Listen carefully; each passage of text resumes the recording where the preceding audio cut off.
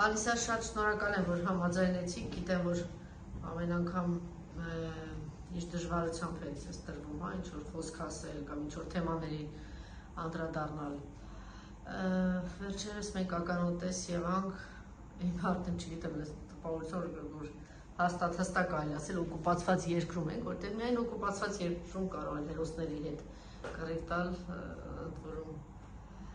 վաղուց մեզանից հեռացած հիմա երեք որոշում ունեն բարես բուն իմաստով պատերից քերել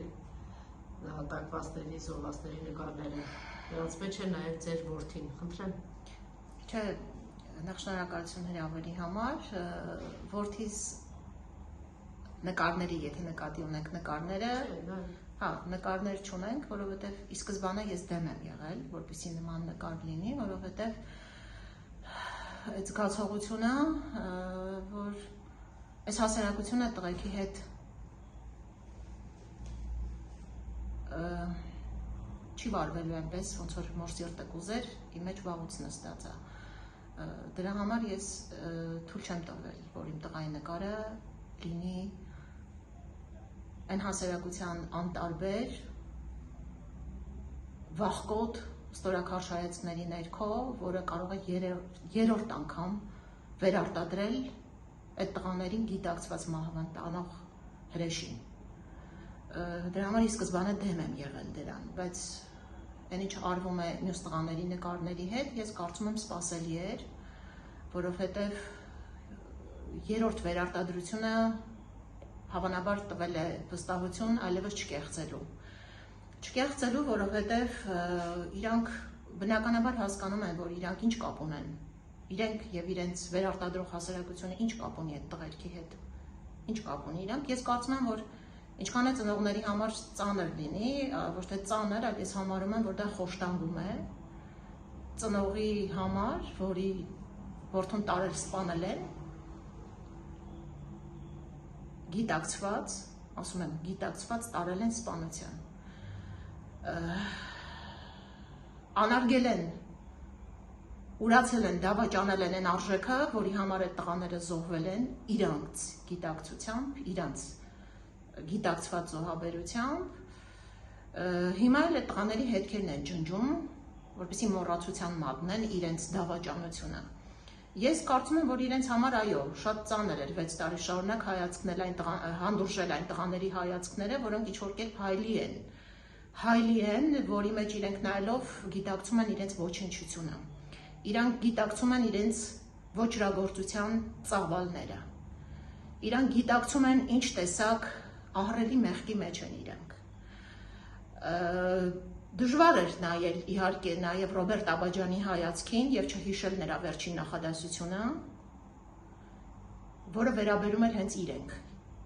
Եվ իրենք Ռոբերտ Աբաջանի վերջին խոսքի տակ են մնացել։ Եվ սրա հետ իրենք ինչ որ մի բան պիտի անեին։ Ամենահեշտ միջոցը ջնջելն է, մաքրություն են կանում ամավան տակ։ Այս երկիրը ոտից գլուխ կեղտի մեջ է։ Ամեն հերթական անձրևից հետո այս քաղաքը վերածվում է աղետի էպիկենտրոնի։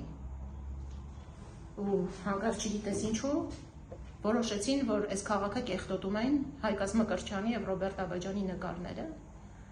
Այդ նկարների կողքի աղբը չեք տեսել պատերին։ Անկեղծ ասած ես դեմ չեմ, որ իրենք մաքրում են այս նկարները, ասում եմ, կրկնում եմ, ինչքան է ծնողների համար սա խոշտանգում լինի, ոչինչ, մենք 6 տարի այդ խոշտանգումների միջով անցնում ենք, մեզ ամեն օր է խոշտանգում։ Մեզ ամեն օր խոշտանգում են, եթե որդուդ գիտակցված զոհաբերության տարած հրեշը դեռ ղեկավարում է այս երկիրը եւ այս երկրում կան կապ չունի քանի, թեկուզ 100,000 մարդ, որը այո է ասում այդ որդու թրը մահվան տարած հրեշին եւ այդ 100,000-ի մեջ կան ոչ միայն պատահական անծանոթ մարդիկ, անգամ քեզ հարազատ մարդիկ, ոչ թե հարազատ, իրանք հարազատ չեն կարող այլևս կոչվել, այլ անգամ արյունակից մարդիկ։ Նշանակում է դու այս հասարակության հետ մեծ հաշվով այլևս կապ չունես, գործ չունես եւ իրենք էլ մեր տղաների պատկերների հետ գործ չունեն։ Ես կարծում եմ, որ քանի դեռ այս երկիրը ղեկավարում է այդ հրեշը, այդ դավաճանը, այդ տղաների պահած հողը հանձնած թշնամին, այս հասարակությունը եւ այդ հասարակության մեջ բոլորս, անգամ նրանք, ովքեր դրա հետ համաձայն չեն, դեռ իրավունք չունի այդ տղաների հայացքները տեսնելու։ Իսկ նրանք, ովքեր որ վերարտադրել են եւ այս ամեն ինչը անում են, իրանք առավել եւս իրավունք չունեն այդ հայացքների ներքո ապրելու։ Թող մաքրեն այդ անկյունները եւ տեղ ազատեն Սաֆարովների համար, որպեսզի իրենք բախվեն Սաֆարովների հայացքներին։ Ես կարծում եմ, որ այս հասարակությունը առայժմ դրան է արժանի։ Գուցե շատ կոպիտ եմ ասում, բայց դա իմ կարծիքն է։ Արցախցիներին միայնակ թողնել, հետո հրաժարվել Արցախից, հետո բացահայտ կանգնել ասել Արցախը դա Ադրբեջանն էր։ Ինչ էր զոհվածի հերոսի մոր համար։ Ես որդիդ այդ հողին, Անժելա ջան, դա խոշտանգումներ, որի մասին նշեցի։ Դա ամենօրյա մեր խոշտանգումն է, ամեն արտահայտություն, այս իշխանության եւ նրա տարբեր ձևաչափի երևույթների բերանից դուրս սպրդող այդ արտահայտությունները Արցախի դեմ, արցախցիների դեմ, ինձ համար ամենօրյա այդ խոշտանգումն է, որի մեջ ապրում ենք 6 տարի շարունակ։ Խոշտանգում։ Տարել են երեխու տեկել քո տնից, տարել են այդ հողի համար։ Մեր հողի համար։ Իմ համար Արցախը իմ հայրենիքն է, իրանց համար։ Ես այդ հարցը իրան բազմիցս տվել եմ, եթե դու կարծում ես, որ Արցախը Հայաստան չէ, ինչ ես իմ երեխուն եկել տարել, ոչ Հայաստանում, Ադրբեջանում ծառայելու։ Ես համարել եմ, որ Արցախը իմ հայրենիքն է եւ հպարտությամբ իմ երեխուն ուղարկել Արցախ ծառայելու, նույնիսկ այն ժամանակ, երբ որ այս երկրի ղեկավարն արդեն դու էիր, անարժան մեկը։ Անարժան դասալիքը։ Ես չեմ համարում, որ չարժեր Արցախը, որ ծառային մեր տղերքը։ Բայց եթե ինքը գիտակցել է դա Արցախը Հայաստանի դարպասն էր, դուք տեսաք այդ դարպասը հենց որ բացեցին, Հայաստանի տարածքներից անմիջապես հանձնվեց եւ հանձնվեց։ Թե ինչ էր Արցախը Հայաստանի համար, ասել են այն մարդիկ, որոնք Արցախի համար անմիջական կյանք են տվել։ Ասել է Մոնթեն, ասել է Ազգալցյանը, Լեոնիդ Ազգալցյանը։ Փակում ես Արցախի էջը, փակում ես Հայաստանի վերջի էջը։ Տեսնում ենք ինչ է կատարվում։ Իսկ մնացածը, չգիտեմ, Արցախի էջը փակողներն են նաև այն հասարակությունը, որոնց աչքի առաջ այսօր հեշտությամբ ջնջվում են այդ տղաների նկարները։ Այդ տղաների նկարները ոչ միայն պատերից են ջնջվում, նաև հրահանգերը իջացված շատ վաղուց ներքին դպրոցներից փառքի անկյունները վերացնելու։ Ասեմ ձեզ, որ ես ինքս չէի ուզենա, որ իմ տղային նկարը լիներ մի դպրոցի անկյունում, որտեղ տնօրենը կարող է հրահանգով հեռացնել այդ նկարը։ Եվ այդ դպրոցում չգտնվեր 10 բարձր դասարանցի կամ 10 ծնող, որը կընդվզեր դրա դեմ։ Ես ինքս չէի ցանկանա, որ իմ տղայի նկարը լիներ նման որևէ դպրոցի որևէ անկյունում։ Անկեղծ ասած, այն դպրոցը, որը ավարտել է տղաս, 189 դպրոցն է Երևանի, ես չգիտեմ այդ դպրոցից հանված են նկարները, թե ոչ։ Լսել եմ մի անգամ, որ հանել են, անգամ լսել եմ, որ տնօրենն ասել է, որ երեխաները վախենում են ինչ-որ։ Չնայած ավագ դպրոցը, հա, այսպես, չգիտեմ, չեմ ուզում պնդել, որովհետև ինքս իմ աչքով չեմ տեսել, բայց այդ դպրոցի տնօրենին մի անգամ տեսա Ազատության պատրաստած տեսանյութան, որ մասնակցում էր Աննա Հակոբյանի կրթվել է Նորաձև է այդ բանին եւ հասկացա, որ անխուսափելիորեն հաստատ նկարը հանված է, կրթվելուց հետո բնականաբար որ շատ են կրթվում, հասկանում են, որ այդ նկարները պիտի հանվեն։ Եթե պատահականությամբ, ինչ որ մի պատահականությամբ մնացել է տղայի նկարը այդ դպրոցի անկյունում, ես շատ կխնդրեի, որ այդ դպրոցի տնօրենը վերադարձներ ինձ այդ նկարը, եթե հնարավոր է։ Դու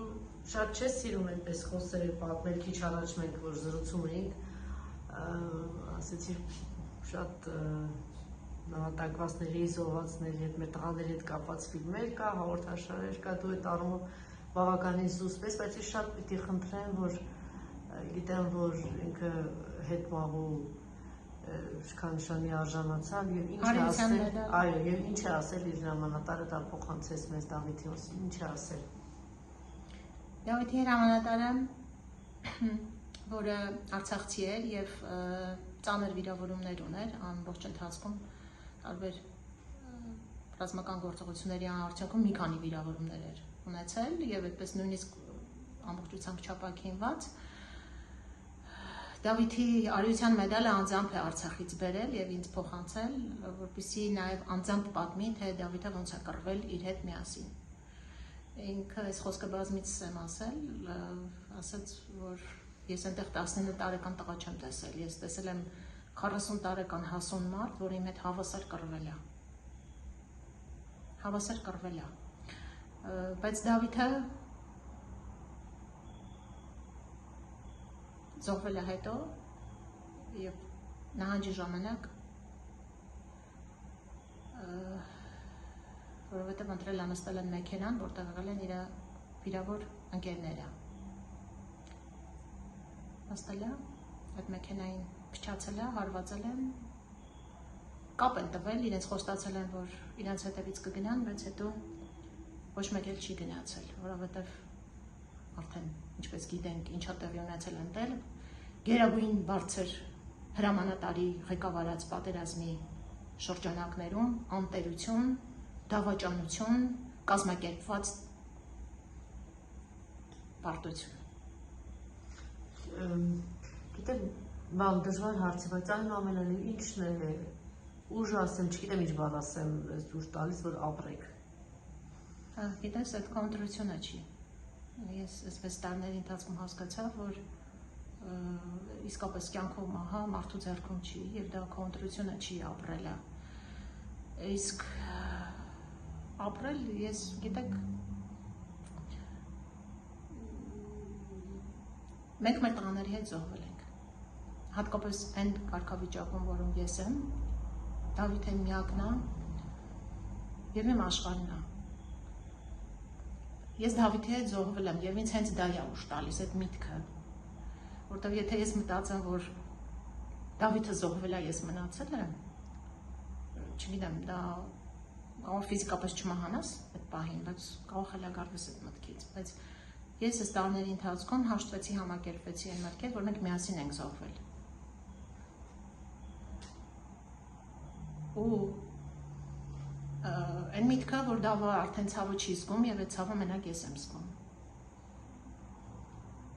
Նաեւ այն միտքը, որ Դավիթը արժևում է ու ես գնում եմ դեպի Դավիթը։ Ինչ զգացողություն ապրումներ ունեցաք, երբ որ ձեր խոսքի մեջ դուք նկատեցիք, դե հիմա շատ է խոսում, որ շատ են կեղծել ձայները։ Եթե անգամ ստացել է Նիկոլ Փաշինյանն ու իր թիմը 50,000 կամ 100,000 ձայն, ինչ զգացողություններ ունեցաք։ Ես անկեղծ ասած այս անգամ ինչ վիճակում դժվար է, բարդ է դուրս գալ հասարակություն, շփվել հասարակության մեջ, որը երրորդ անգամ վերարտադրել է որդուդ կրկնում եմ մահվան տարած հրեշի հետ։ Իրանցից յուրաքանչյուրի վրա ես տեսնում եմ իմ տղայի արյունը եւ այն 5000 տղաների արյունը, որը այս մարդիկ ամեն օր ուրանում են, ամեն օր դավաճանում են, դժվար է։ Ես մի բան ասեմ, չգիտեմ արժե ասել այս մասին շատ անձնական է, բայց հունիսի 8-ի առավոտյան որ աչքերս բացեցի մի հարց տվեց։ Մի հարց եկավ ուղղակի ուղեղիս մեջ, ասեցի Մարիամը ոնց կարողացավ հետո շարունակել ապրել այն ժողովրդի հետ, որը խաչել էր իր որդուն։ Քավլիցի Մարիամի հետ համեմատություններ չեմ ուզում ասենք եւ այլն Հիսուսի, բայց Աստվածաշնչի կերպարները շատ իրական մարդկային կերպարներ են եւ այդ յուրաքանչյուր պատմությունը նրա համար է, որպեսզի մենք որպես օրինակ ունենանք մեր աչքի առաջ եւ որպես պատասխան ես ստացա, որ այն մարդիկ, Մարիամին օգնեցին այն մարդիկ, Մարիամը ապրեց այն մարդկանց հետ, որոնք հասկացան Հիսուսի զոհաբերությունը, որոնք գիտակցեցին այդ արյան գինը եւ հետո անգամ իրենք կյանքը տվեցին այդ զոհաբերության արժեքը հետո աշխարհին քարոզելու համար, էլ եւ ուզում ասեմ շատ դժվար է դուրս գալ, շփվել, ասում եմ մարդկանց հետ, որոնք այն բութ գործիքն են դառնում ամեն անգամ, որը քեզ հերթական անգամ սպանում է։ Մենք մեր տղաներից տարբերվում ենք նրանով, որ իրենց սպանել են մի անգամ, մեզ իրենցից հետո ամեն օր սպանում ենք։ Մենք ապրում ենք մի երկրում, մի հասարակության մեջ, նույն խոսքային ծնողներն է վերաբերում, որոնք գիտակցում են ինչա կատարվել, հասկանում են եւ իրենց երեխեքի արյունը աշխատավարձի կամ չգիտեմ, Նիկոլ Փաշինյանի մի ժպիտի հետ չեմ փոխել կամ մի գրկախառնության կամ մի կոմպլիմենտի հետ, որ դու վարչապետ ես։ Մեզ ամեն օր են սպանում, 6 տարի շարունակ մեզ ամեն օր այս հասարակությունը սպանում է։ սպանում է իր ուրացումով, ամեն օր ուրանում են այդ երեխեքին, ամեն օր ուրանում են այդ հողը, որը նրանք պաշտպանել են, ամեն օր ուրանում են այն արժեքները, որոնք պահելու համար այդ երեխեքը զոհաբերվել են, ու կապ չունի գիտակցաբար, թե նույնիսկ ոչ գիտակցաբար, որովհետև 18 տարեկան զորակոչված երիտասարդը դու չգիտես ինքը գիտակցության որ աստիճանում է, բայց այն փաստը, որ իրանք հենց այդ գործի մեջ են նահատակվել, արդեն իրանց դարձնում է անմահ։ Ինչի համար եմ ասում, բայց նաև ինձ ուզում ասեմ, մենք ուժ ենք առնում են մարդկանցից, որոնք այնուամենայնիվ կան, քիչ չեն, շատ են, եւ ես կարծում եմ, որ այս անգամ անհամեմատ ավելի շատ են, մենք բոլորս գիտենք, այս ընտրությունները կեղծիքների աննախադեպություն է, այս ընտրությունները կեղծվել են 2021 թվականի ընտրությունների հաջորդ օրը, այս ամբողջ ընթացքում այս հասարակությունը պահվել է վախի, հետապնդումների, որ ցանկացած ընդդիմադիր հայացքներով մարդ անպայման հետապնդվել է, անպայման ցանկացած գրառման համար։ Մենք գիտենք, հենց հիմա շարունակում են, երբ որ մարդիկ իրենց հայացքների համար, մեկ գրառման համար անգամ հիմա չեն է թաքցնում բաց այդ ամբողջը, եւ այդ ամեն ինչին հավանություն են տալիս արտաքին ուժերը, որոնք այս ամեն ինչում ունեն բնականաբար իրենց շահերը, ես ասում հայկական Ծիրանը գուցե այսօր Եվրոպա չհասնի, բայց Հայաստանում կա այսօր մի ապրանք, որը անսպառ ծավալներով հնարավոր է արտահանել։ Հնարավոր է արտահանել եւ արևմուտքը դրա համար շատ բարձր գին է վճարելու։ Եվ այդ ապրանքը հակառուսականությունն է։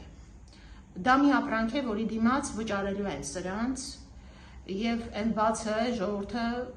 փորձելու են լրացնել այն նյութական բացը, բայց ես կարծում եմ նաեւ, որ